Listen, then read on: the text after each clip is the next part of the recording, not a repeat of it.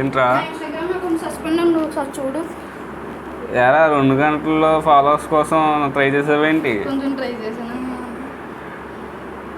కొంచెం ఏంటి, మొత్తం నువ్వు రోబోట్లో బిహేవ్ చేస్తే సస్పెండ్ చేయకుండా? అవునా, ఇప్పుడు ఏం చెయ్యాలి? సరే, నీకోసం వీడియో చేస్తాను, ఆ వీడియో చూసి ఫాలో వెళ్ళు. మీరు కూడా మా తమ్ముళ్ళ చేయకండి. ఇన్స్టాగ్రామ్ ఇప్పుడు చాలా స్ట్రిక్ట్ మోడ్లో ఉంది.